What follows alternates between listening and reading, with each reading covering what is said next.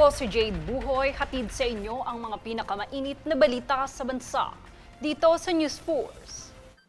Sa ulo ng mga balita, mga gusali gumuho sa Mindanao matapos yanigin ng lindol na magnitude 7.8. Pangulong Ferdinand Marcos Jr. inatasan ang mga ahensya ng pamahalaan na agarang kumilos sa pangangailangan ng mga apektado ng lindol. Pagsisiyasat ng Senado ukol sa flood control, umusad sa kabila ng pagliban ng mga testigo at kongresista. Kontratistang si Curly Discaya, inaresto na ng PNP-CIDG sa Senado. Malacanang, iginiit na si Senador Sherwin Gatchalian ang kinikilalang acting Senate President ng Senado. Inflation rate nitong Mayo, naitala ang pagbaba sa 6.8%. Alex Yala, nasungkit ang kampyonato sa WTA 125 Birmingham Open. Hatas at pantay na balita, komprehensibong ulat para sa pulso ng masa. Ito ang News Force.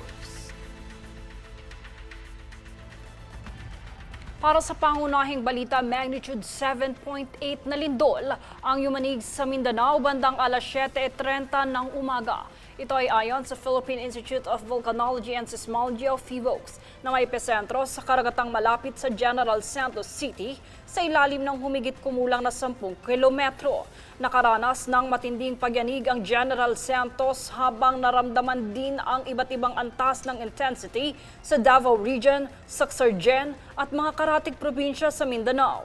Batay sa paunang ulat, may mga nasawi at natamong sugat habang nagkakaroon ng pinsala sa gusali, pagkawala ng kuryente at pagkagambala sa operasyon ng mga establishmento. Agad na nagsagawa ng rescue and damage assessment ang mga otoridad habang sinuspende ang klase at trabaho sa mga apektadong lugar bilang pag-iingat.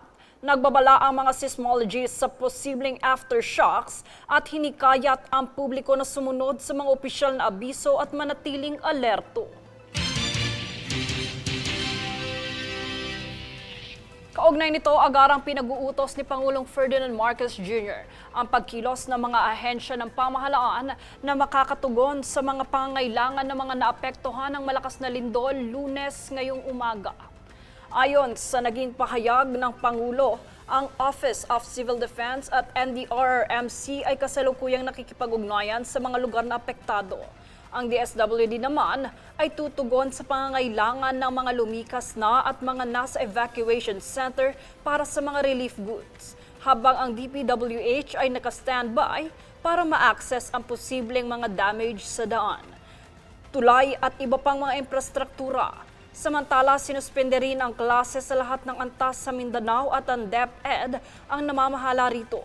Dagdag pa ng Pangulo na dapat maging handa sa posibleng tsunami warning at lumipat na sa mas mataas na lugar dahil mas mahalaga ang kaligtasan ng buhay. Aniya, gumagalaw ang pamahalaan para sa kanilang kapakanan.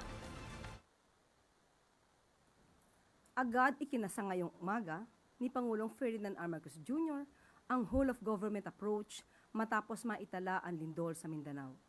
Sa pahayag ng Pangulo, ipinag-utos ang agarang pagkilos at pagsagawa ng kinakailangang paghanda at pagtugon sa mga apektadong lugar.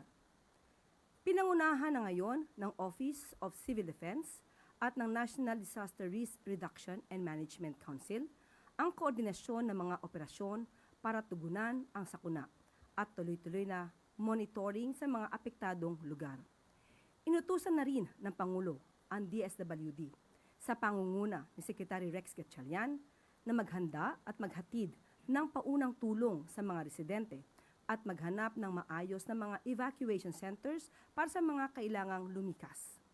Inutusan naman ng Pangulo ang DPWH sa pangunguna ni Secretary Vince Dizon na magsagawa ng pagsusuri sa mga kalsada, tulay at iba pang mahalagang infrastruktura.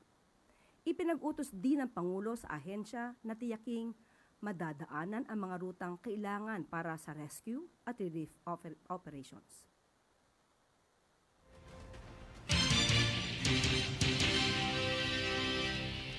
Kaugnay pang ulat, nananawagan ang mga opisyal ng pamahalaan at mga mambabatas ng pagiging mapagmatsyag sa agarang pagtugon matapos yanigin ng malakas na lindol ang Mindanao.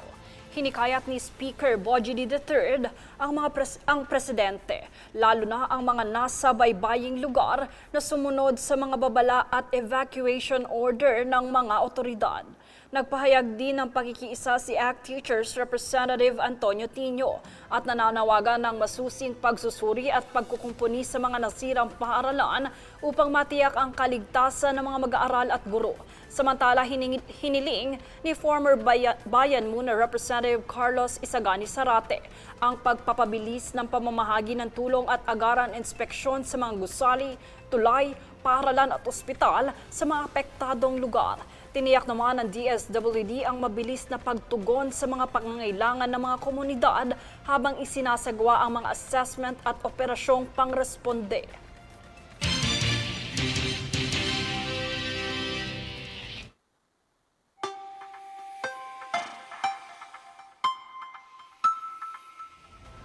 Para naman sa lagay ng panahon, bahagyamang humina.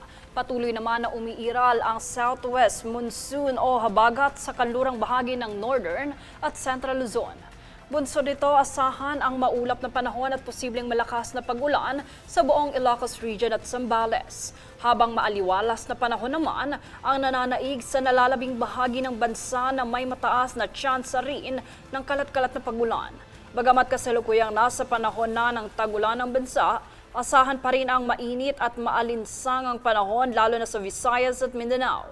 Bunsod ng monsoon break o ang paghina ng epekto ng habagat sa ilang parte ng bansa.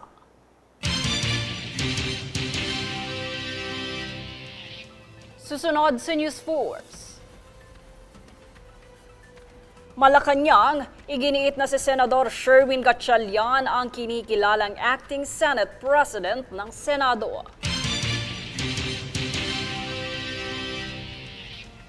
Pagsisiyasat sa flood control ng Senado umuusad sa kabila ng pagpapaliban ng mga testigo at kongresista. Alex Yala, nasungkit ang kampyonato sa WTA 125 Birmingham Open. Manatiling nakatutok para sa higit pang mga balita sa pagbabalik ng News Force.